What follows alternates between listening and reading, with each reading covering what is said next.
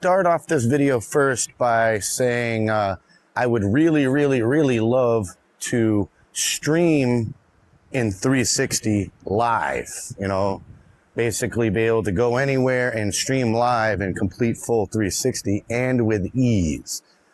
But because of how YouTube works, I have to have a certain number of subscribers in order to do it mobile without having to use third-party apps or anything to get around the problems. To be able to just boot up the camera, start my phone, and start streaming live in 360, I need at least 50, I believe, subscribers. So normally I wouldn't ask for anyone to subscribe from, you know, basically this is for fun.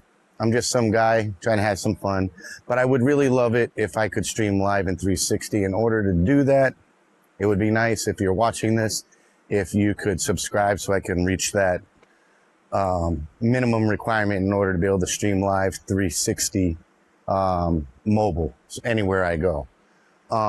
So with that in mind, today we're going to be learning a really quick and easy hearty meal. Some people call it shit on a shingle. Some people call it cream chipped beef. There's many names for it, but there's really only 4 ingredients. There's milk, flour, butter, and some type of meat. And if you want to season it, you can do that too. But that's really all it is. And it's, I guess, traditionally served on toast. So what we're going to do is just do a basic one. Now, cream chipped beef, or, you know, that form of dried beef that comes in a jar, it's really hard to find now in some supermarkets. Like, I don't think Shaw's carries it. So, I mean, you can substitute other stuff such as like hard salami, things like that. Just cut it into strips and then cut those strips in half so that you have a bunch of little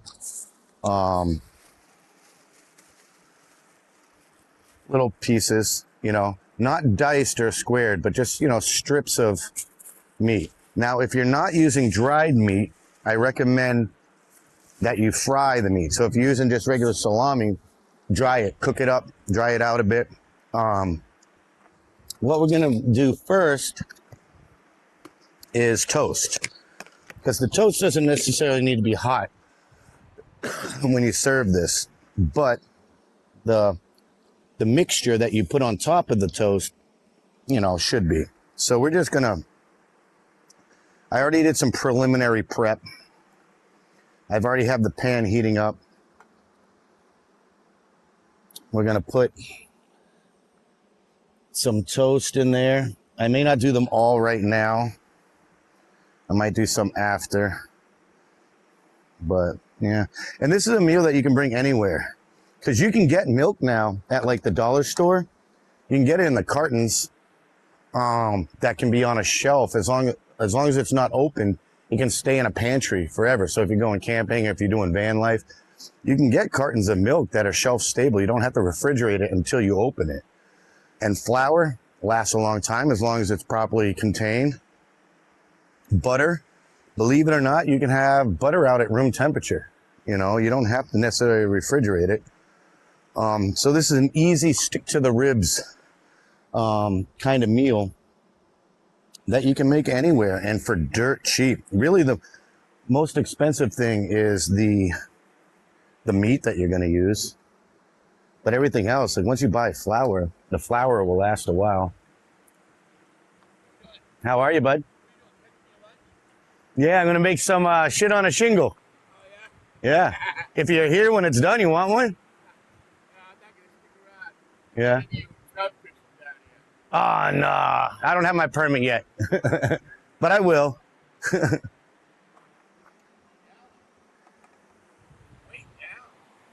Yeah. Well, all that snow melted a while ago, so there's really not like much feeding it at the moment. Most of the other places I've been to, they're all up. Yeah. I can't believe this one. Of course, they control this. Yeah. Oh, this is a flood control one. Oh, yeah. Most of the Army Corps of Engineers are too. Yeah. Yeah. Yeah, that's right. But yeah, it's peaceful though. And so you got young bucks coming down with their scooters. No, I'm just kidding. He's turning around.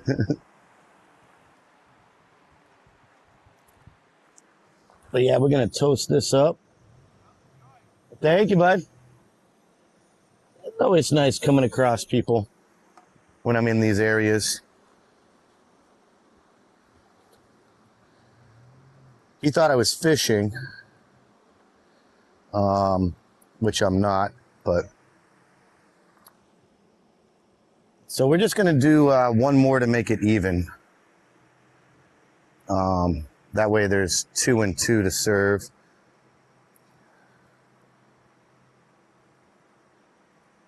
But like I said, the toast doesn't need to be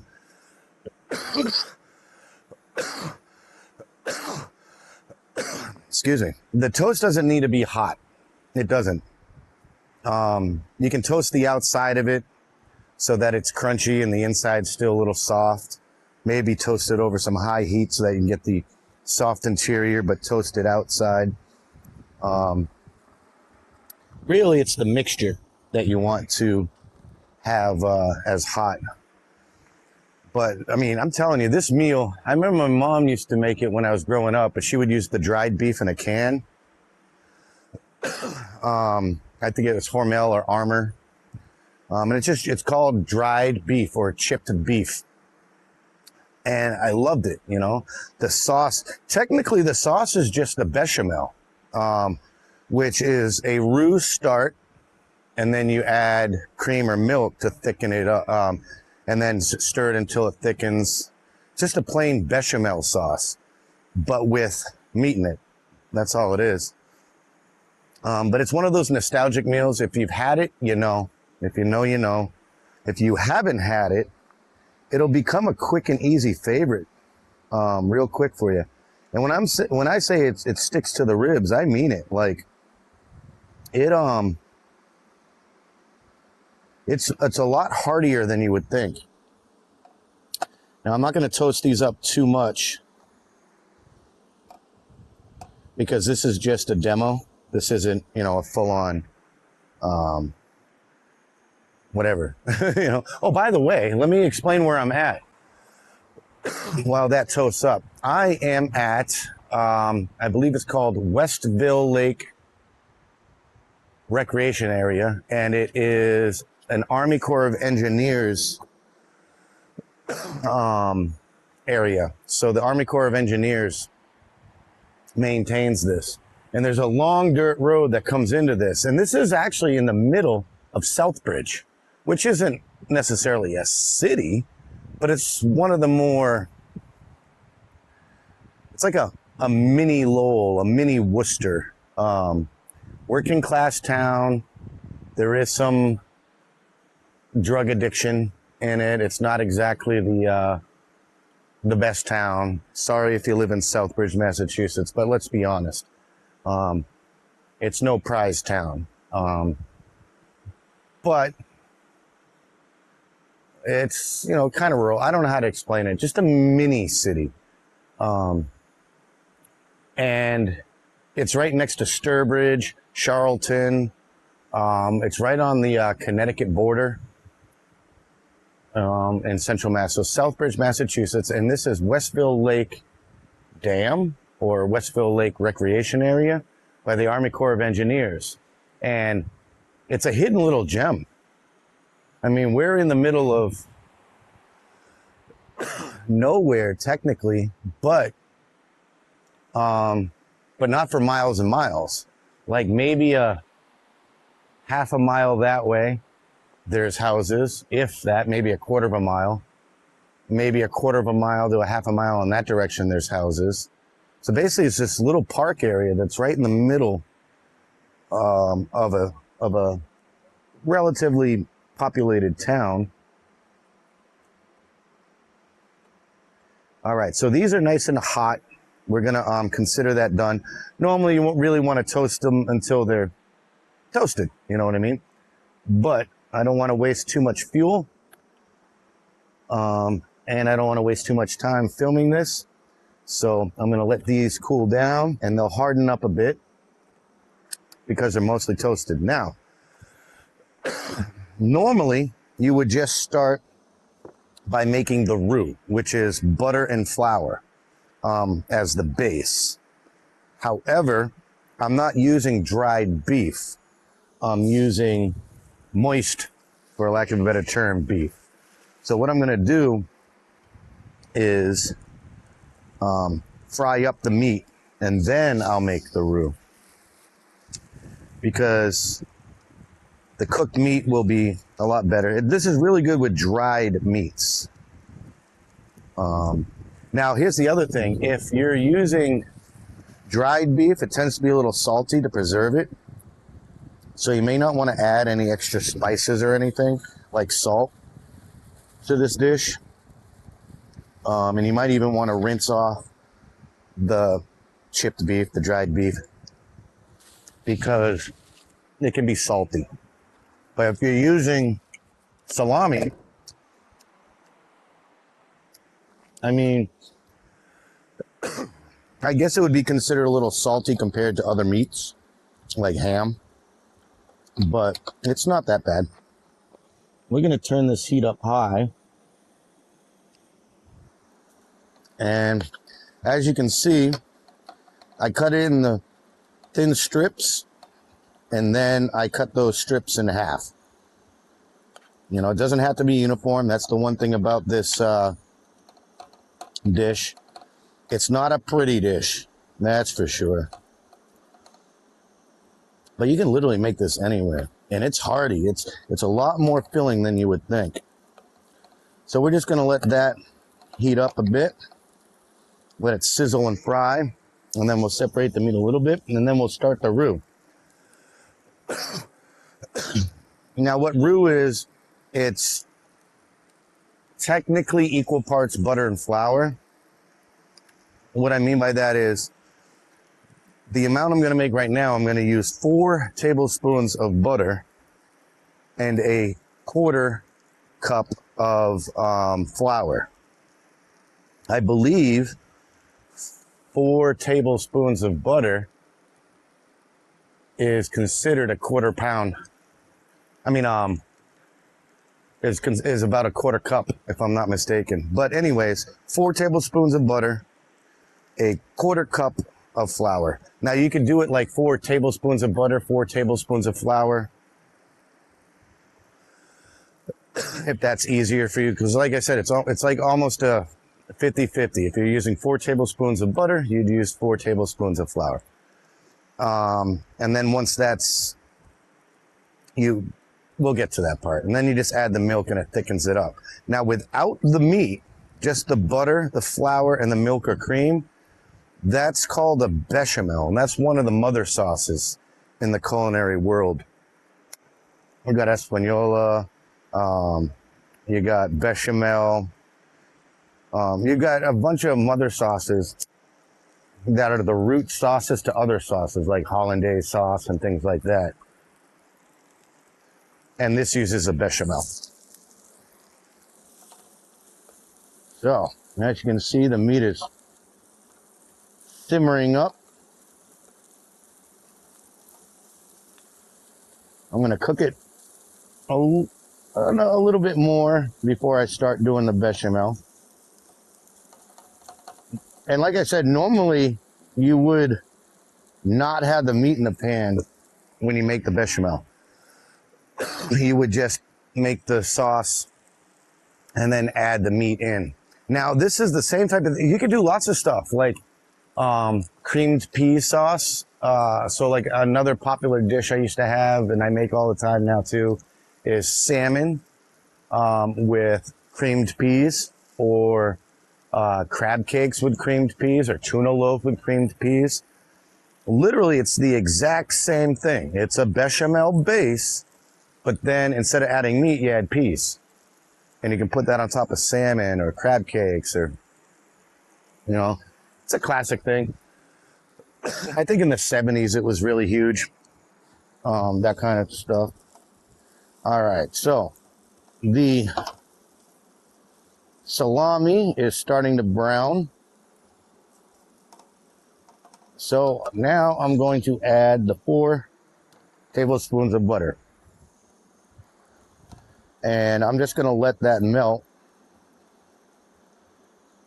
as the meat continues to cook. That way we can continue to dry out the meat a little bit of water as the butter melts, and we can brown up the meat a little bit as we do it. But I don't want to do it too fast because I really want some color on the salami. But yeah, man, I love this meal so much, and it's so easy. Once you buy flour, it'll, like a bag of flour will last you a long time. Those cartons of milk that are shelf stable that you don't need to refrigerate, they'll last you a long time. Seasonings, spices last a long time. Butter can stay out, you know, for a decent number of days. Doesn't necessarily need to be refrigerated. So you can keep most of these ingredients at all times if you're camping or doing van life. All these ingredients are just regularly available. All you're doing is just combining them to make a really rich, creamy sauce and throwing some meat in it. See, what I'm a big fan of is food that's made from simple stuff. I love it. Like, think about it. A quesadilla, a basic cheese quesadilla. It's just tortilla and cheese. That's it. But tell me they're not delicious, right? This is just flour, milk, butter, meat. But it makes a really delicious meal. All right, so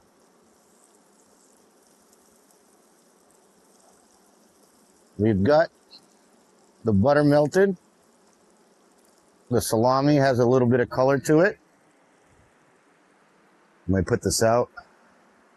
If you're in places like this, never just throw your cigarettes on the ground.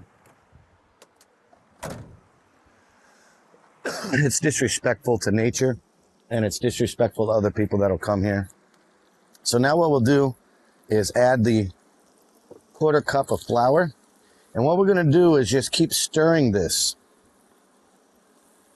until it's smooth.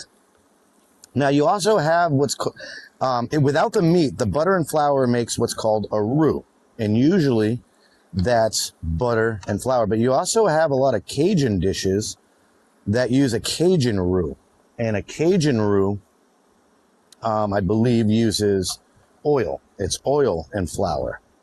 And then there's different meals that you can make using a roux, such as mac and cheese, things like that. But different meals that use a roux also require a different cooking of the roux, meaning you can have it light brown.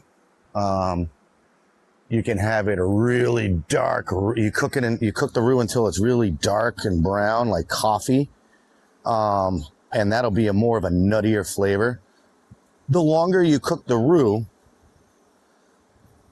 the darker your bechamel will end up being, and the nuttier the flavor. Now, we're using butter instead of oil for this roux. Now, there is some grease and fats from the salami, but that's fine. That's fine. And we're not going to cook the roux. If you see the bubbling stuff, this is the actual roux, the butter and flour. So take away the meat and see the meat's all coated with the roux. But I'm sure you know what I mean. Just throw 4 tablespoons of butter and a 1/4 cup of flour in a pan and stir it around until all the flour is smooth and you've cooked the raw flour taste out of it, and it starts to have a little bit of color to it. It should be like a paste almost. All right, so we have the meat cooked. We have the roux made. Now what we're going to do, and that roux acts as a thickener. So now what we're going to do is start adding the milk. And we'll stir after we add some. I'm going to do 3 cups. I don't like mine too thick, but we're going to do it as we go. I'm assuming I'll need no more than 2.5, 3 cups. So what we're gonna do is add the milk. First 1 cup. And we will stir it around. The flour and the milk will combine and it will start to thicken it. I don't want it too thick. Now I know that 1 cup definitely isn't enough for this meal. So we're going to add another cup before that gets too thick. And then either a 1/2 cup to a cup afterwards. 2.5 to 3 cups, depending on how thick you like it. I'll grab that in a second. There we go. Never leave your trash. There we go. And as you can see on the sides of the pan already, it's starting to thicken. See that? But this is going to get a lot thicker.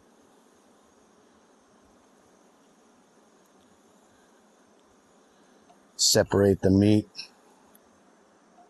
Just like that. Now at this point you could add some garlic powder, maybe some pepper.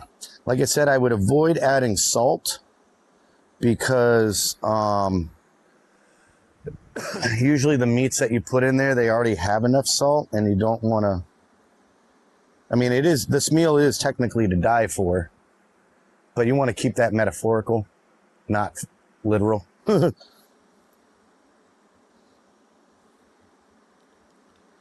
So yeah, we'll let that milk get to temp. Once the milk starts to bubble, meaning it's starting to come to a boil, it'll start to thicken rapidly. And by the time we're done, the sauce will be like, let's see, gravy thickness. Pancake batter? No, not pancake batter. More like a gravy thickness, viscosity. There we go. Now you see, as I drag the spoon, the liquid doesn't go down on it right away. Like I'm leaving a trail. You can see a trail of the pan. That's because the viscosity of the liquid is getting thicker. That's how you can tell if it's getting thicker. You drag your spoon or your stirring utensil through it. And if you can see if it leaves a trail of the pan before the liquid comes in, that means it's getting thicker. See, already you can tell, I'm sure. This is getting nice. Nice. All right, so what I'm gonna do is I'm gonna add, delicious. I'm gonna add another cup. Because that's the other thing with this too. Once it's cooked to the thickness that you like, it'll continue to get a little thicker once you take it off the heat. Just like some meats, you let them rest because they're still gonna cook once you take it off the heat. So if you wanted a certain thickness, you either add more liquid or you cook it until it's almost the thickness that you want, and then take it off the heat and let it thicken up the rest of the way to the level that you like. So now you see, because I added that other cup of milk, when I drag this spoon, you don't see the pan because the really liquidy milk follows behind the spoon immediately because it's liquid. So it's not thick, but it will. See, when I drag that, you don't see any pan. And then you got to get the stuff on the edges too. Look at that. Oh, this is so good. You have no idea. If you've never had this, I strongly suggest you make it. And if you have had it, well, you already know. Like I said, some people call it shit on a shingle. That's a common term for it. But I think that's a term used for any kind of sloppy meal that you just throw on some toast or bread. Like I'm sure even sloppy joes on a toasted bun could just be called shit on a shingle. But it is a common term for this. All right, so In a second I'll show you, but we can start to see the pan when I drag the spoon. Ready? See? Now you're starting to see the pan just a little bit behind the spoon, which means it's thickening up. And you want to keep it moving. Not crazy, like you don't have to whisk it, but just want to keep it moving so that one, you don't burn it, so that a crust doesn't form on the bottom, and so that's all mixed in. See, it's starting to bubble a little bit right there, there we go. So we're just gonna keep it going, and this should be done in about a minute. Believe it or not, it doesn't take that much time.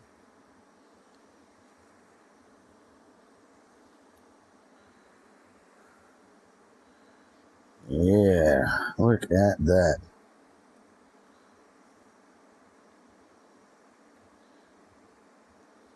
Got to get on the sides there, all those goodies. Because the side of the pan is hot, and when I go like this, the stuff that's on the side there, because it's sticking to the pan, there's not as much liquid. It ends up becoming like a paste. But you want that in the main mess, because that's what's thickening the whole sauce. Look at that. Now watch, when I go like this, it's still a little runny. We want it to be more like gravy, so we'll get a little bit thicker. Should coat the spoon too. What I mean by that is when I dip it in, to see how it's coating the spoon, it just doesn't run off like water or straight liquid. Oh, so tasty, so creamy. And like I said, this sauce is a bechamel. It's just flour, butter, milk, or cream. If you use cream, it'll be a richer bechamel. If you use whole milk, I would use milk for a bechamel that you want to be savory, and I would use cream. I'd use milk for something like this. For mac and cheese, maybe use cream. All right, so watch. When I drag that spoon, you can see a trail of the pan behind it. See? Which means this is thickening up real nice. We'll let it simmer. Keep it going. Look at that, huh? Now, you can do it in a pot, but I find that the thickening process is quicker if you do it in a pan. And the reason I think that is because more surface area of the liquid is exposed to the heat, which allows more of the moisture to escape. Look at that. Now you can't tell from there, but when you ever have pudding, fresh pudding or hot chocolate, and there's like a skin on top of it when it sits out for a little bit? If I let this sit, you can see when I move it, maybe not from there, but there's skin. There's like a layer that develops on the top of the sauce. That's a good thing. That means that it is getting really thick. All right. We will give this, I don't know. Let's see here. Let's get it off the edges first. We'll level it out.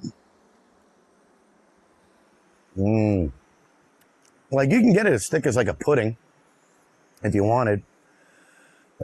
As a matter of fact, if you have any leftovers and you put it in the fridge, the next day when you get it, it will be thick like a pudding or oatmeal. You know, it'll be really thick.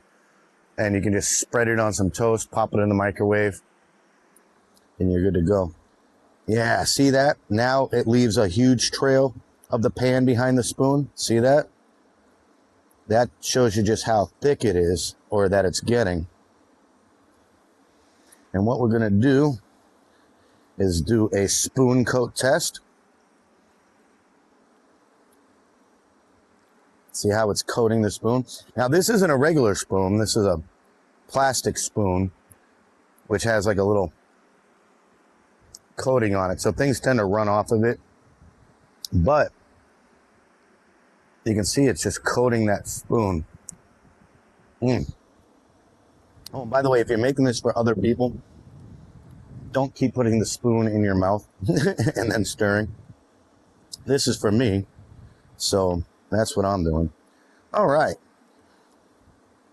So what we're going to do is let that sit now, I think for about a minute.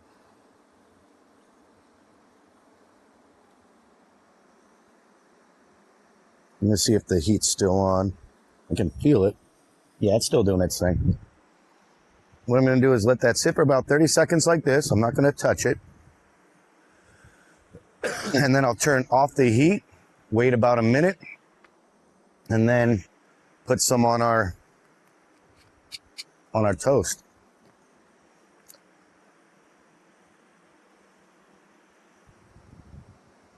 Get those bubbles going, nice and hot. Okay. I'm going to give it one more stir before I let it sit. That way I can see. I really want to make, I like mine a little bit thicker than a lot of people do. I don't like it too runny. But you can dip bread heels in this, like all kinds of stuff. Oh yeah, you can make this with bacon, salami, all kinds of meat. All right, so there we have it. That is the sauce with the meat. We'll turn the heat off. And we will have a quick smoke. I don't know why I'm, especially when I have a cough right now. So then after we finish this video for this meal, I'll do a separate video. This is going to be under the food playlist, or the eats playlist. But I'm going to do another video for the Adventures of Some Guy playlist, where I'm going to take you around to kind of see what this area looks like. There's like a little dam thing over there. This thing doesn't operate anymore. I'm like 99% sure that this part doesn't operate anymore. It's just the ruins of a pre-existing dam or blockade. Now, most Army Corps of Engineers spots in this area, they are what are called flood control areas.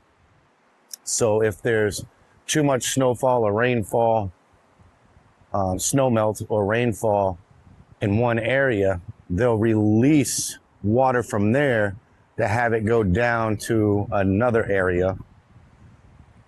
And that could be miles. Like the Champo, which is a place that I go to a lot in the Adventures of Some Guy playlist, that's about,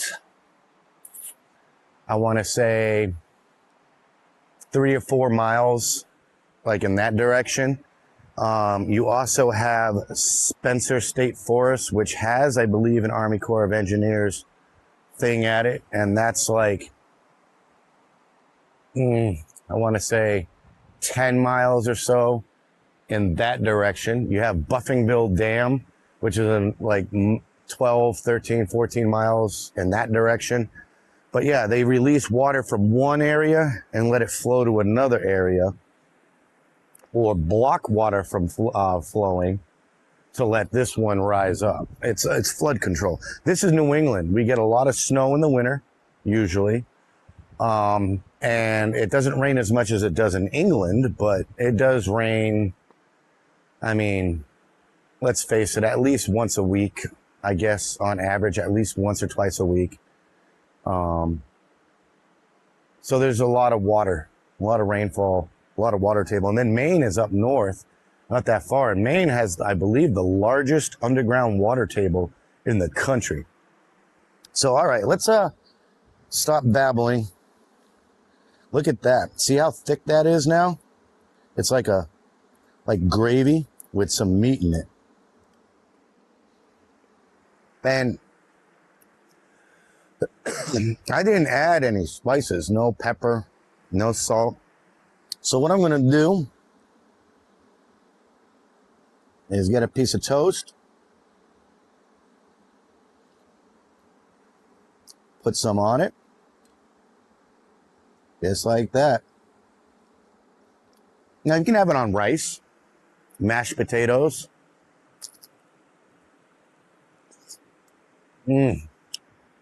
I prefer it on toast. And once you take a bite into it, there's something that's very homey about it, very nostalgic, especially if you've had it in the past.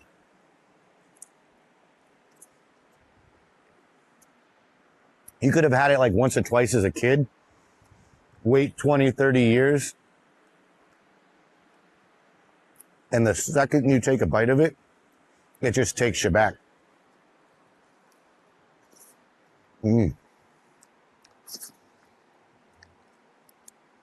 Normally you'd use a plate, a fork, and a knife because it can get a little messy, as you can see.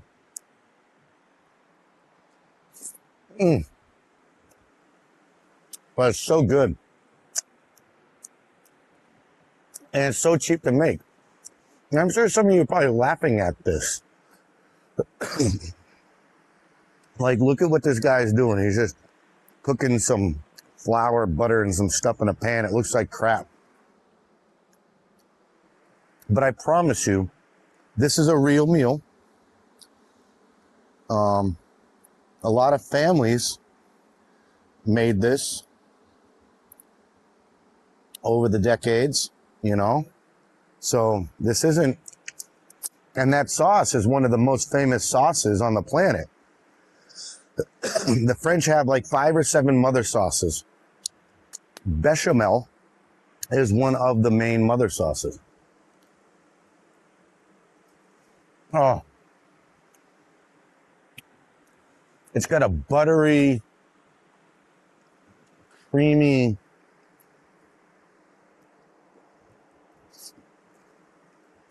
it's one of those things where you can't just take a bite and talk. You gotta, as soon as you swallow a little bit, you just want to take more. And because if you put it on high carb stuff like potatoes or rice or bread, it's already got milk, fat, butter, grease from the meat, flour. So when you combine all that, it just looks like, oh, this isn't much, but it'll fill you up pretty quick. It's a great thing for camping. Make a couple before you go on a hike and van life. If you have a low budget and you just want to eat something hearty that tastes really good, that costs you like $4 to make a lot, this is the way to go. I'm going to have one more and then we'll call it for this video. I want to thank you for taking the time to watch this. I apologize for my coughing. I'll work on it, I promise. Like I said, if you're watching this and you made it this far, like I said at the beginning, I would really love the opportunity to be able to stream live in full 360. But I can't do that with ease until my subscriber count goes up. So if you could just do me that favor, I'd appreciate it.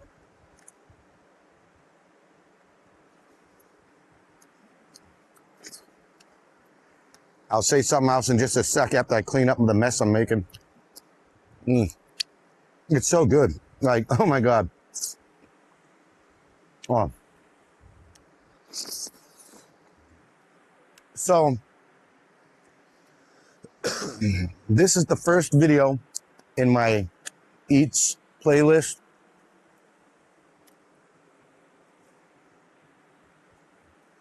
There'll be more to come. And if you're watching this a significant time after I've already uploaded this video, check out my playlists. I've got The Adventures of Some Guy, where I don't always just talk to the camera, but it's mainly me just doing things. Just some guy, and you get to kind of see what my life is like and the things I do on a daily basis. There's the Places playlist, where I take you to places like Timber Point in Maine or the Trolley Museum. I take you on a tour of an area that you might want to check out at some point if you're ever in that area. There's my Technology and Gadgets playlist, where I test tech like the Synco A2 G2 wireless mic system, or like the one I'm using right now, the Boya Magic 4-in-1 wireless mic system. And if you have any ideas or gadgets or tech that you'd like me to review or something, just let me know in the comment section below. But we're going to wrap this video up because I tend to babble. But thank you for joining Some Guy. Oh, it's so good.